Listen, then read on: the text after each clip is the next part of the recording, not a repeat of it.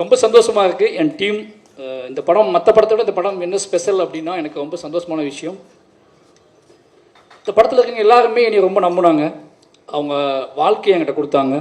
அது துருவாக இருக்கட்டும், நிவாஸாக இருக்கட்டும், எழிலாக இருக்கட்டும், சக்தியாக இருக்கட்டும், என்னோடய ஆர்ட் டைரக்டராக இருக்கட்டும், என்னோட நடிகர்கள் ரஜிஷாவாக இருக்கட்டும், இவங்க எல்லாருமே பொதுவாக என்ன அப்படின்னா எனக்கு ஒரு பெரிய ப்ரெஷரே இந்த படத்தை எப்படி எடுக்க போகிறோம், ஸ்கிரிப்ட் எப்படி அப்படிலாம் பயமே எனக்கு இல்லை. ஒருத்தர் பிளாங்காக நம்பி ஒரு டைரக்டரை நம்பி நம்ம ஒப்படைக்கணும் வராங்கல்ல, இது வந்து ஸ்பாட்டில் இருந்துக்கிட்டே இருக்கும். நம்ம ஏதோ முக்கியமான வெற்றி படத்தை நடிச்சிட்டு இருக்கோம்னா டெய்லி ஸ்பாட்டில் எல்லா ஃபேஸ்லையும் அது இருக்கும். அதை பார்க்கும்போது நமக்கே பயமாக இருக்கும். இந்த ப்ரொடியூசரை பார்க்கும்போது கூட பயம் வராது, என்னோட நடிகர்களை பார்க்கும்போது பயமாக இருக்கும். அவங்க உறுதியாக நம்புவாங்க இந்த படம் நல்ல படம், அந்த படம் ஹிட்டு அப்படின்னு நினச்சிட்டு ஃபஸ்ட் நாள் ஷூட்லேருந்து நம்பிட்டு நம்ம கூடவே சுற்றிட்டு இருப்பாங்க. நமக்கு தான் தெரியும், டே இது எவ்வளோ கஷ்டம், இதுதான் நல்லா வந்தால் தாண்டா அந்த படம் நல்லா வரும், நீ நம்புறதுனால படம் நல்லா வந்துடாது, நீ நம்பி உழைச்சாதான் நல்லா வரும்னு சொல்லி நிறைய சண்டை போட்டு தான் வேலைகள்லாம் வாங்கியிருக்கோம்.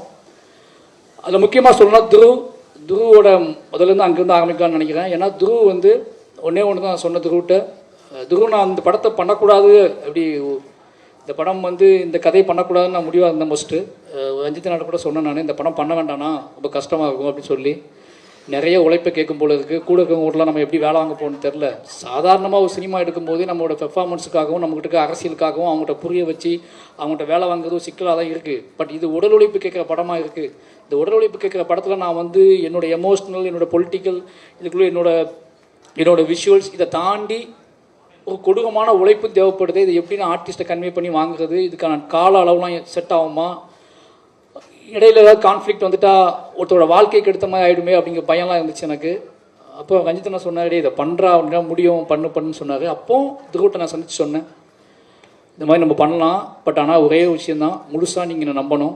மாரி செல்வராஜ் அப்படிங்கிற ஒருத்தனை நீங்கள் நம்பணும். அவன் வந்து வாக்கை காப்பாற்றுவான். நம்ம என்ன நினச்சி போகிறோமோ அதை முழுசாக நமக்கு அதை கொடுப்பான், நீங்கள் நம்பணும். ஃபைனலி அந்த ரிசல்ட் நான் சொல்லவே மாட்டேன், அந்த ரிசல்ட் நான் சொல்லவே முடியாது, அது ஆடியன்ஸ் தான் சொல்லணும்னு சொல்லியிருந்தேன். அதை நம்பினா நீங்கள் வரலாம், இல்லைனா இந்த படம் பண்ண வேண்டாம்னு சொல்லியிருந்தேன்.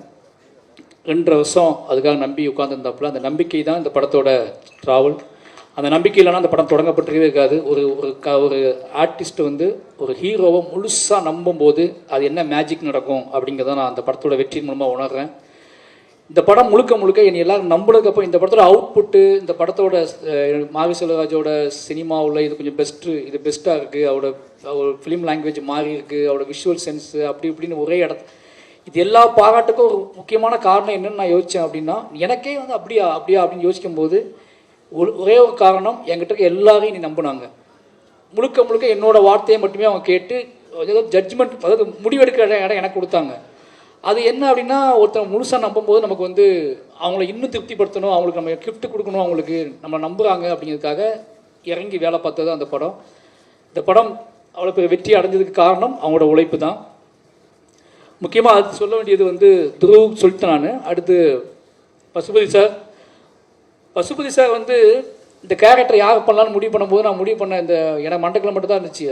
இந்த படத்தில் 2 ஹீரோ அப்படிங்கிற என் மண்டக்கில் எப்போவுமே இருந்துச்சு. அது அப்படின்னு நினச்சிக்கிட்டு நான் என்ன பண்ணேன் அப்படின்னா, இன்னொரு ஹீரோ தேடியே போயிட்டு இருந்தேன். எஸ் சூர்யா சார்ட்ட போய் கதை சொன்னேன், விஜய் சேதுபதி சார்ட்ட கதை சொன்னேன். அப்புறம் நைஸாக விக்ரம் சார்ட்டே துண்டை போட்டேன், இந்த ப்ராஜெக்டை பெருசாக்கணும்னு சொல்லி. யாரெல்லாம் கண்ணுக்கு பெரிய ஹீரோக்கள் இருப்பாங்களோ அவங்களாம் உள்ளே கொண்டு வர ட்ரை பண்ணிகிட்டே இருந்தேன். ஏன்னா அந்த அப்பா வந்து ஹீரோவாகவே எனக்கு தெரிஞ்சுக்கிட்டே இருந்தார். அதுக்கப்புறம் தான் யோசித்தேன், நான் வந்து நம்ம ஏன் வந்து ஒரு ஹீரோவை தேடிக்கிட்டே இருக்கோம், ஒரு ஹீரோவை உருவாக்குற வாழை தானே தேடணும் அப்படின்னு சொல்லி கன்ஃபியூஸ் ஆகிக்கிட்டே இருந்துச்சு எனக்கு. ஏன்னா எனக்கு சரியான ரெஸ்பான்ஸ் கிடைக்கல எனக்கு.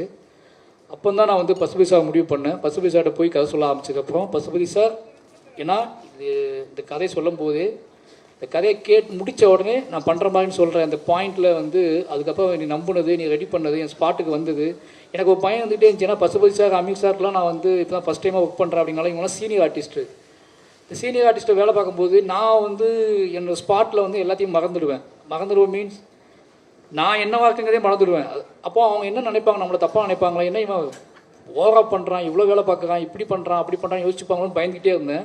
ஆனால் ஒரு கட்டத்துக்கு தான் தெரிஞ்சு இவங்க எல்லாமே என்னோடய உழைப்பை ரசிச்சிருக்காங்கன்னு சொல்லி, நான் உழைப்பை சைக்கோத்தனம்னு சொல்லி கிளம்பி போனவங்க நிறைய பேர் இருக்காங்க, என்னை விட்டுட்டு போனவங்க நிறைய பேர் இருக்காங்க. ஏன்னா உழைப்பு ஜெயிச்சாதான் அதுக்கு வேல்யூ, உழைப்பு தோத்திருச்சு அப்படின்னா அது சைக்கோன்றுவாங்க. என்னோடய ஃபஸ்ட்டு படத்துல வந்து நடந்துகிட்டே இருக்கு எனக்கு.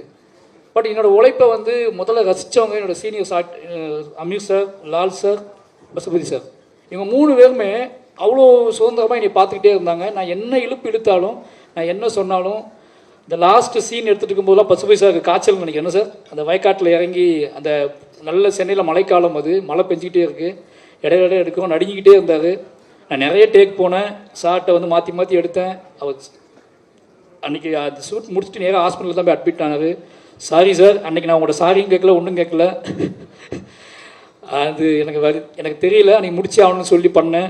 நீங்கள் என்னை பொறுத்துக்கிட்டு அந்த ஃபுல்லாக பண்ணி கொடுத்தீங்க, ரொம்ப நன்றி. செய்திகளை உடனுக்குடனும் துல்லியமாகவும் தெரிந்து கொள்ள சப்ஸ்கிரைப் பண்ணுங்க.